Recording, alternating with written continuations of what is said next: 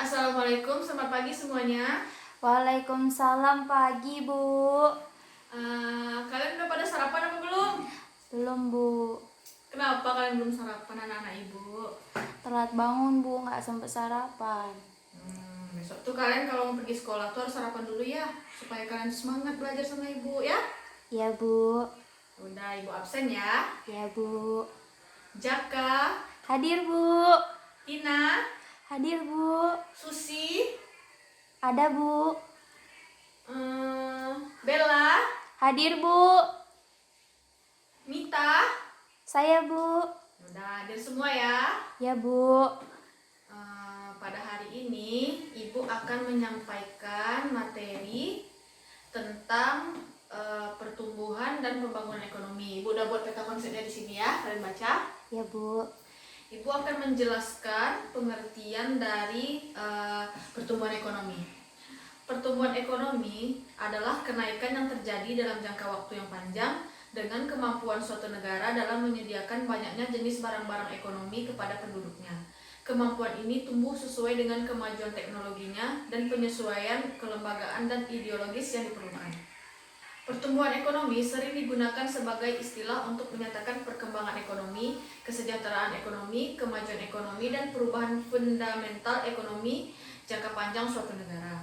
Pertumbuhan ekonomi atau sering disebut dengan economic growth ialah jumlah pertambahan pendapatan nasional agregatif atau pentambahan output dalam periode tertentu, biasanya dalam periode 1 tahun, atau dengan kata lain pertumbuhan ekonomi akan menunjukkan peningkatan jumlah produksi barang dan jasa secara fisik dalam periode tertentu.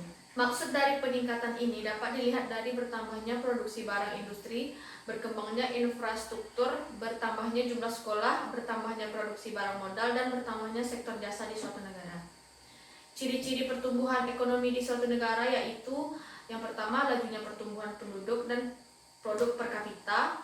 Yang kedua, meningkatnya produktivitas. Yang ketiga, laju perubahan struktural yang tinggi. Yang keempat, adanya urbanisasi. Yang kelima, adanya ekspansi negara maju. Indikator-indikator pertumbuhan ekonomi. Yang pertama yaitu pendapatan nasional yang real. Perubahan pendapatan nasional real menjadi indikator pertama yang umum digunakan di berbagai negara guna untuk mendapat menilai pertumbuhan ekonomi negaranya dalam jangka waktu yang panjang. Pendapatan nasional real ini menyajikan output secara keseluruhan akan barang dan jasa di suatu negara. Yang kedua, yaitu pendapatan real per kapita.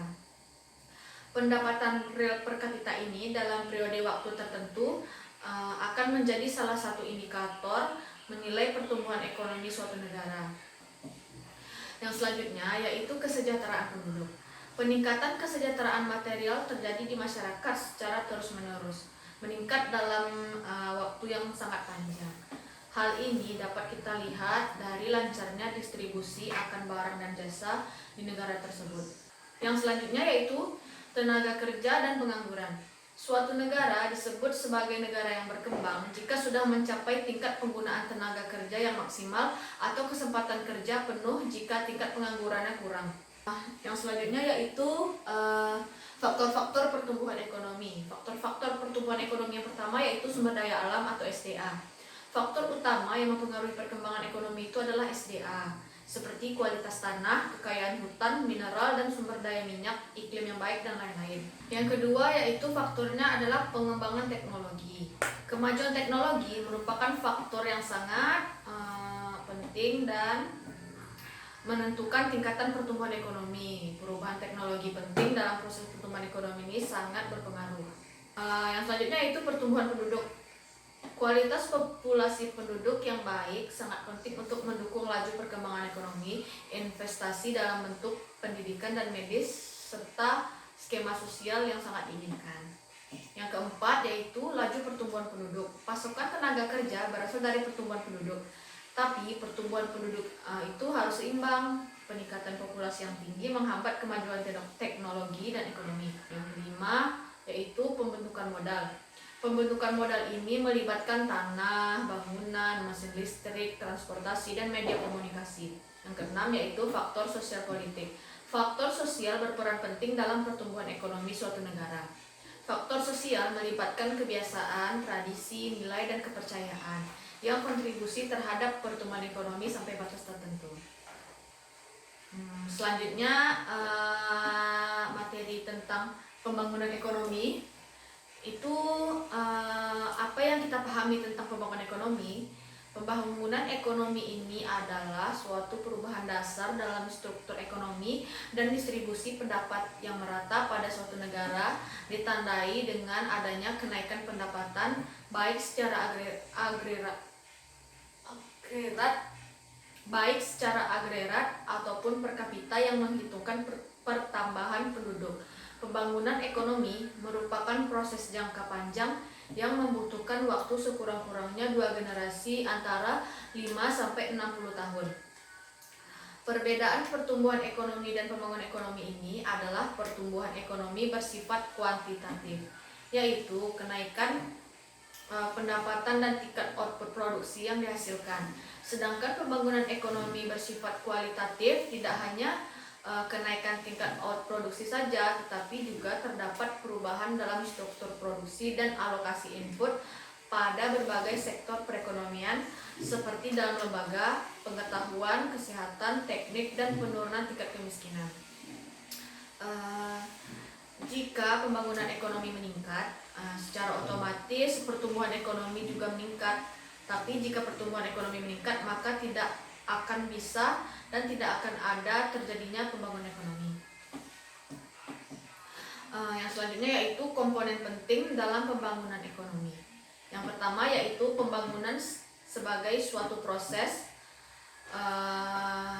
Maksudnya yaitu memerlukan tahapan-tahapan yang harus dijalani dalam suatu negara. Tahapan yang dimaksud itu seperti keadilan, kemakmuran, dan kesejahteraan penduduk suatu bangsa. Yang selanjutnya yaitu pembangunan sebagai suatu usaha untuk meningkatkan pendapatan per kapita. Misi utama pembangunan ekonomi itu adalah meningkatkan pendapatan per kapita dengan tindakan aktif. Oleh karena itu, dibutuhkan kerjasama yang baik antara pemerintah, masyarakat, dan elemen-elemen lain dalam negara untuk saling berpartisipasi melakukan perbaikan ekonomi. Yang selanjutnya yaitu peningkatan pendapatan per kapita harus berlangsung dalam jangka panjang. Suatu negara dapat dikatakan sudah melalui proses peningkatan ekonomi apabila kurun waktu tertentu pendapatan per kapitanya cenderung meningkat atau menerus naik. Itu juga mempengaruhi adanya peningkatan pendapatan per kapita. Pembangunan ekonomi seharusnya dapat menunjukkan perubahan-perubahan signifikasi setiap tahunnya, meskipun di saat tertentu mengalami kekacauan. Yang selanjutnya yaitu indikator pembangunan ekonomi. Yang pertama yaitu indikator ekonomi, yaitu meliputi laju pertumbuhan ekonomi sebagai proses adanya kenaikan output per kapita dalam kurun waktu lama serta adanya peningkatan produk nasional bruto per kapita. Yang selanjutnya yaitu indikator sosial, meliputi indeks dari pembangunan sumber daya manusia atau harapan hidup, pendidikan, dan standar hidup layak, dan indeks mutu hidup atau angka kematian dan harapan hidup pada usia 1 tahun.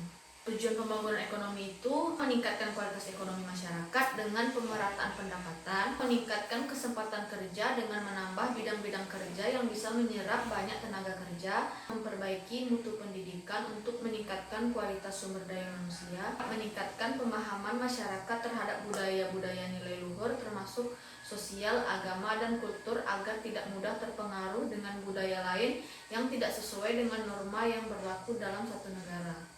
Yang kelima yaitu menghindari kemungkinan inflasi. Pembangunan ekonomi ini juga mengacu pada proses di mana tingkat kesehatan, kesejahteraan, dan akademik secara keseluruhan meningkatkan populasi umum.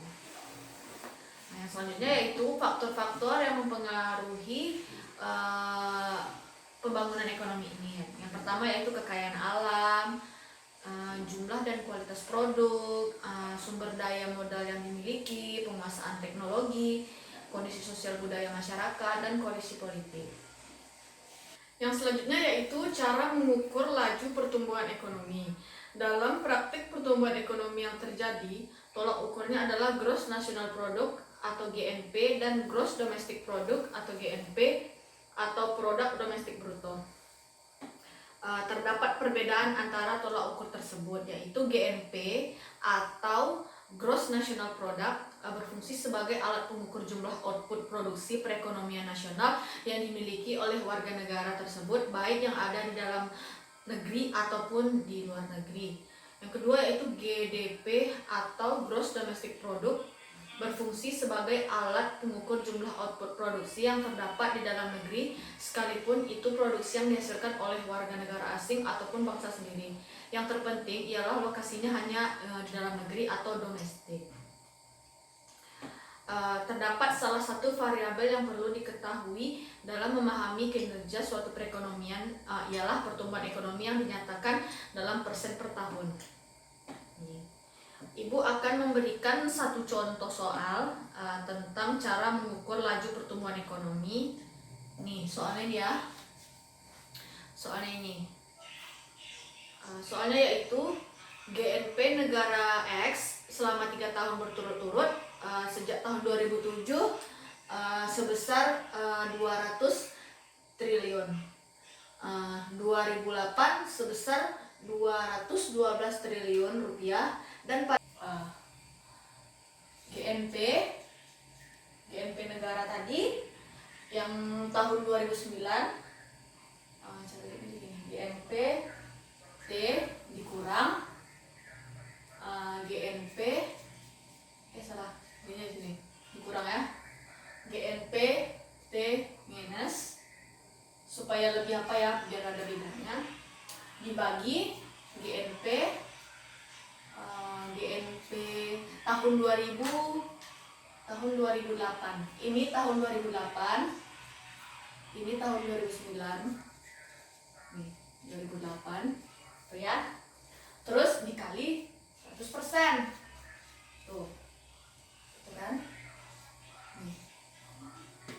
Terus GNP 2009 itu sebesar 220 triliun. Dikurang GNP tahun 2008 sebesar 212 triliun. Nah, tuh, terus dibagi yang tahun 2008. 2008 itu sebesar 212 triliun dikali 100%. Terus ini 220 dikurang 212 hasilnya 8. 8 dibagi 212 dikali 100%. Terus 8 dibagi 212 itu dapat hasilnya 3,77. Salah Ibu. 3, salah. Jadi 8 dibagi 12 itu hasilnya dapat 0,0377. 377. Terus dikali lagi 100%. Nih, 100%. Jadi dapatlah hasilnya 0,03777 dikali 100% yaitu 3,77%. Jadi laju pertumbuhan ekonomi untuk tahun 2009 itu hasilnya yaitu 3,77%. Begitu penjelasannya. Untuk penjelasan ini kalian semua sudah paham? Paham, Bu. Baiklah, kalau sudah paham, Ibu akan memberikan kalian kelompok, 2 kelompok aja kalian tentukan. 2 kelompok, kelompok pertama buat makalah dan PowerPoint tentang pertumbuhan ekonomi. Kelompok kedua sama membuat makalah dan PPT tentang pembangunan ekonomi. Jadi kalian kumpul minggu depan untuk syarat ikut UTS sama Ibu. Ya, Bu. Udah, kalau tidak ada yang ingin ditanyakan lagi, Ibu akhiri materi kita hari ini dengan membacakan alhamdulillah. Alhamdulillahirabbil alamin. Untuk itu Ibu akhiri dengan wabillahi taufiq wal hidayah. Assalamualaikum warahmatullahi wabarakatuh. Waalaikumsalam warahmatullahi wabarakatuh.